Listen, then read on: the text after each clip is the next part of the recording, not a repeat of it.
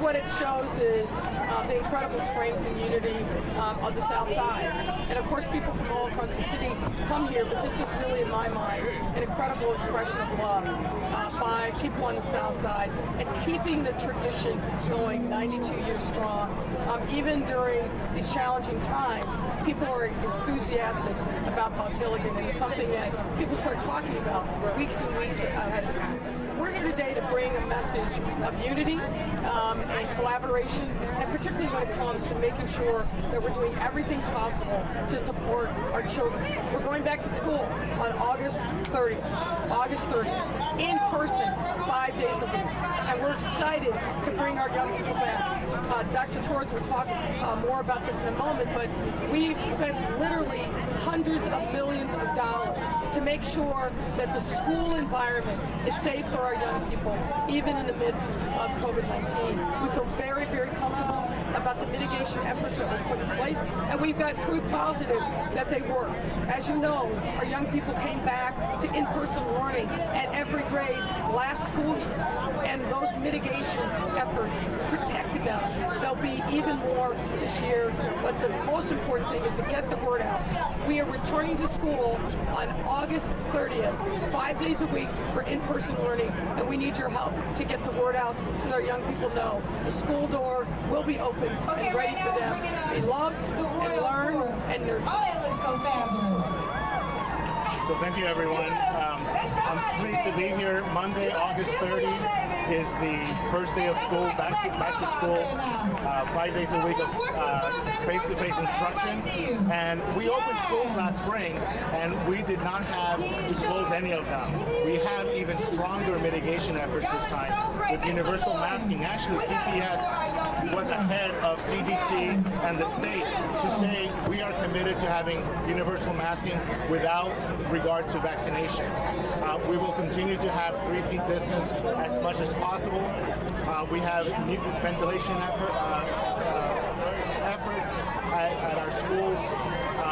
So Monday, August 30, we are going to be welcoming all our students for face-to-face instruction. And frankly, I met with a group of some of our highest risk students who were part of You're Not Alone program last Wednesday. And we had a conversation about what was going on and about going back to school.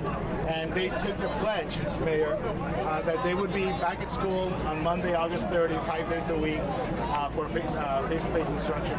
And they're actually excited. And these are some of the students who have had poor experiences in our schools, and they are excited to come back because they know, and what the scientists have said is that the best place, the safest place for students to be is in school so that they can have face-to-face instruction. There's been some research on reading gains that have happened quickly because students are in front and with the teacher, and we expect that to happen, and so we expect to move forward with that. Happy to. Judy Wang, WGN. Hi, Judy, how are you?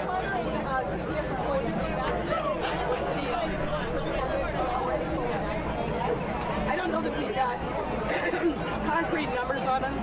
You know that part of the agreement that we reached with the CTU back in the spring was to open up specific vaccination opportunities for CPS employees, all CPS employees. So we want to make sure that that number rises and that we get maximum a number of people vaccinated. Yeah, so the results are on our website. You can check them out. The reason that we wanted to do this is to add to the mitigation efforts. And frankly, it's a safety issue. If we have the entire city vaccinated, every student who is eligible, 12 and up, we will be able to go back to be much safer. So this morning I was actually brushing my teeth, and I was thinking, why do we brush our teeth when we all have masks anymore? Because we have hope that one day we won't have to have the mask on, right? And that even if we have bad breath, we're covered right now, but we still are cleaning our mouth, and this is the hope that we have. And as soon as we have more people vaccinated, the better it will be for everyone. And look, the other thing here is, not to be lost, is adults have to lead by example. They have to lead by example. Our young people are looking at the adults that are around them, particularly teachers and staff, to really shed an example in their lives. And if we've got adults in the school fully vaccinated, in addition to the things that Dr. Torres said, which is absolutely right around safety, it also encourages our young people and their families who have still been reluctant to get the vaccine to get vaccinated. So we're excited about this. I'm sorry, can you just speak up a little bit? Come on stage and talk to the people. We appreciate you sponsoring the 92nd Bud Billiken Parade. CTU. No, I agree with that 100%. If you look at the data of who is most vaccinated in our city, you see that there's a real deficit from Roosevelt Road south. That's the south side of the city. We've got to keep going through every effort that we can, whether it's our door-to-door knocking, which we've been doing successfully, whether it's the mobile opportunities for vaccination. But the south side is an area of the city that's got the least concentration of vaccinated adults, fully vaccinated adults, and we've just got to keep driving that message home. The vaccine is safe, it is free, and it is widely available. 97% of the people who are in ICU room, 97% of the people in the city who are dying are unvaccinated. There's no reason for that to happen when the vaccine is widely available, it is free, and it is safe. So I know that people still have some need to educate themselves about the vaccine, and we are here for them. Any information that you need about why it is necessary and important for this vaccine to be used throughout the city, but particularly in those areas of the city that have 50% or lower vaccination rate. We're also very concerned about people 60 and older. We started out very well with that population, but we tapered off, and those are the people in particular that are showing up in emergency rooms. So we've got to make sure that we're doing everything we can to educate people about the safety of the vaccine. We'll go with Meyer, ABC 7 in the middle. We have a representative. These are the parade sponsors. Well, I think it demonstrates that we can gather safely and peacefully and celebrate. And that's really, to me, one of the biggest parts of this incredible tradition, 92 years strong, is that we can come together as a community, and we can do that safely.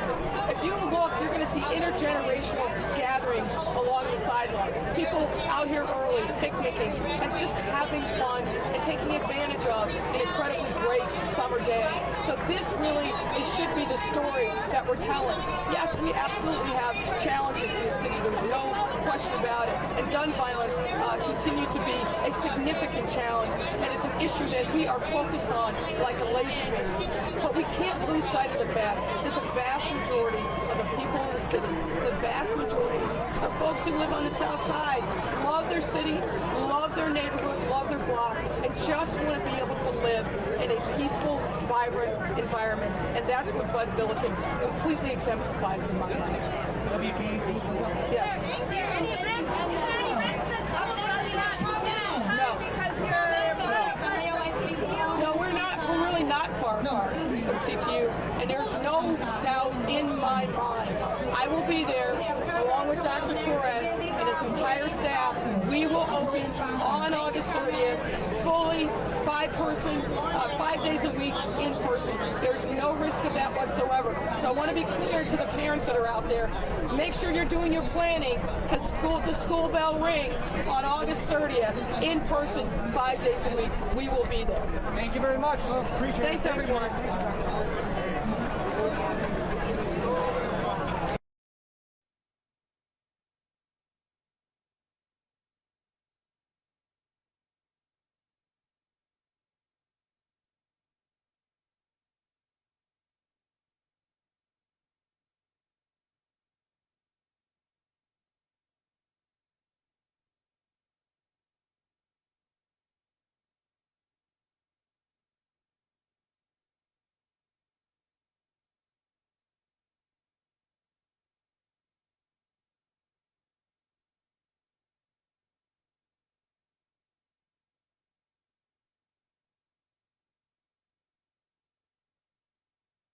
That are available for our children.